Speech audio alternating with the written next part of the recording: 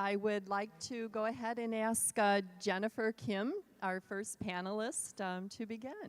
Thank you. Thank you, everyone. Good morning. Thank you so much. I'm with the Peace School. We're an independent nonprofit that really has a unique approach to peace.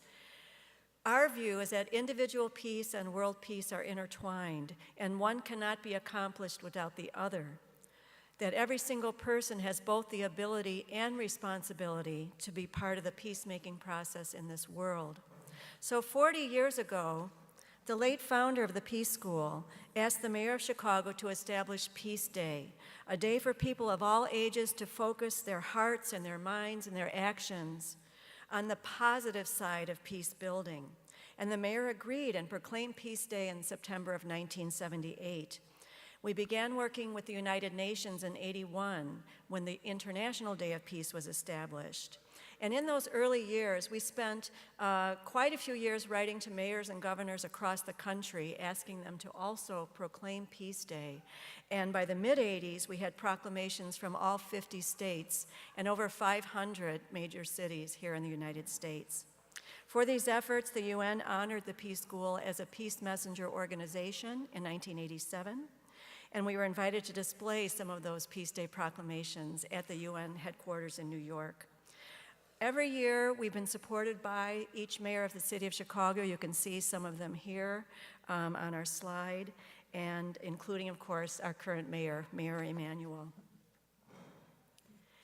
Each year, the Peace School puts on a very large public event for Peace Day in cooperation with the city of Chicago. 10 years ago, we formed the Chicago Build the Peace Committee, and we have partner organizations working with us. Pat Merriweather, our Rotarian, is one of our working committee members, and we have honorary chair of the mayor. Honorary co-chairs include the heads of the Chicago Commission on Human Relations, the Illinois Department of Human Rights, and the Chicago Consular Corps.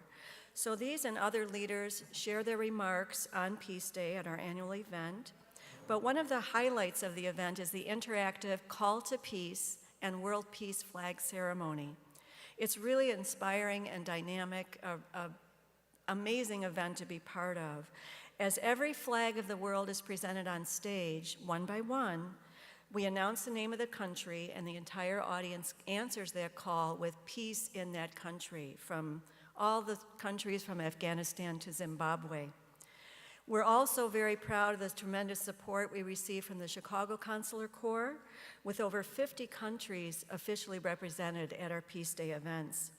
On the bottom left, you can see a slide of the diplomats on stage during the Minute of Silence for Peace. We've also collaborated with the Chicago World Music Festival, which often coincides with the timing of Peace Day. And the last slide there, you see in Millennium Park, the beautiful stage where we had high school students bring the flags of the world, and we opened the World Music Festival with a message about the positive message of music to break down boundaries and to build up peace. An overriding theme of Peace Day is unity and diversity in our city and world. We strive to bring all peoples together, mixing the international community with students, officials, Chicago area residents from all walks of life. And the impact of being part of that type of group is huge. It opens our eyes to the big world that's out there, right, beyond our own little boundaries. And it opens our hearts to the fact that we're all part of one family of planet Earth. Then over the past few years, we created a campaign that grew out of Peace Day. Every day on social media, we post a call to peace for one country and for one neighborhood here in the city of Chicago. For example, today's call to peace is honoring peace in Malaysia and peace in Roseland. That's a Chicago neighborhood just southwest of where we are today. So this is an easy and accessible way for a student, or really any one of us, to put our minds to peace on a daily basis. Students are a big part of Peace Day, as you see here, and we work really hard every year to bring more schools in, which of course takes a lot of resources, and we're always looking for that support. Many students carry flags in the ceremony. They stand shoulder to shoulder with diplomats, cultural representatives, and other volunteers as the nearly 200 flag bearers line up for this procession. And then in the weeks leading up to Peace Day, our team gives free in-school workshops to the students participating in the downtown event. We discuss their role as peacemakers, provide an overview of Peace Day, teach them flag etiquette, and have them practice presenting the flag. When time allows, students are assigned their country before the event, and they really get into researching that country so they're well prepared when they present the flag. Other students, like the children you see in that first photo, represent the country of their heritage in the flag ceremony.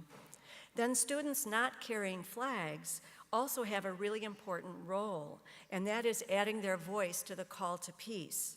We practice this in school, in the workshops, and it's really heartening to hear the student voices come in with the rest of the audience calling out peace for every country of the world.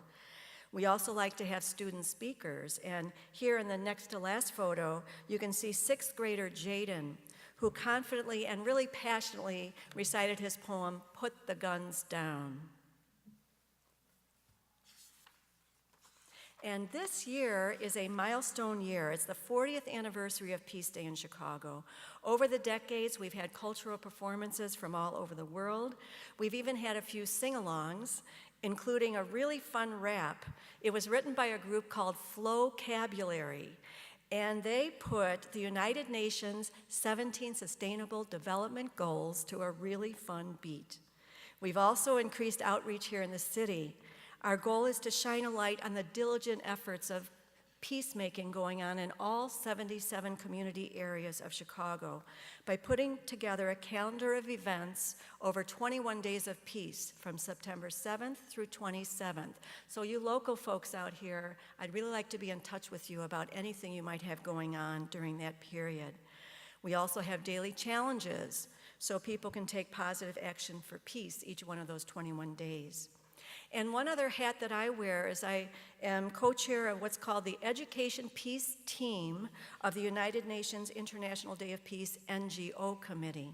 Our team's made up of people interested in peace education, and anyone's welcome to join.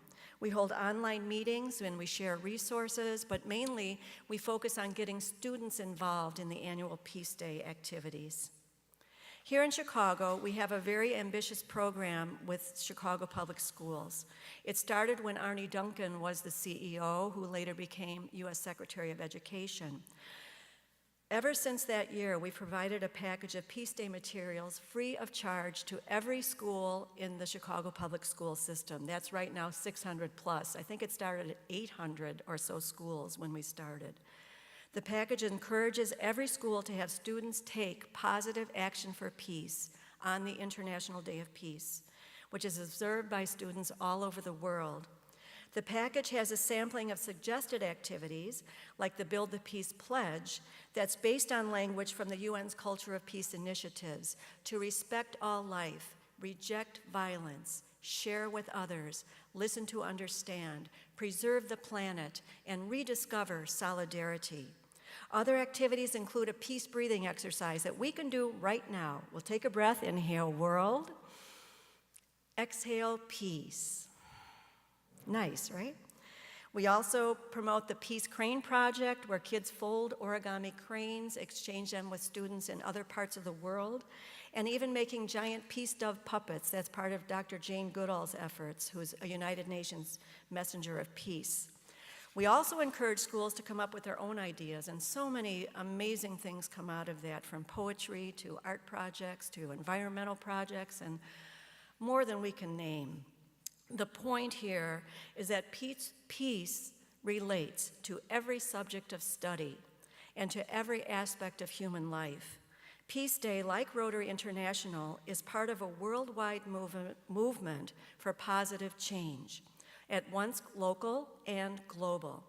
Peace Day's deeper value is the opportunity it provides to make peace come alive for people everywhere, to make peace relatable to our individual daily lives, to build stronger sense of connection with our neighbors next door and our neighbors in our global community, and especially to get young people thinking about ways to actively engage in peace building at the start of the school year.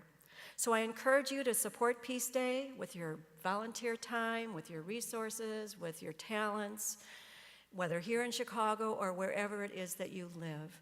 Thank you so much. I really thank you from my heart for all the great things that you do. Thanks.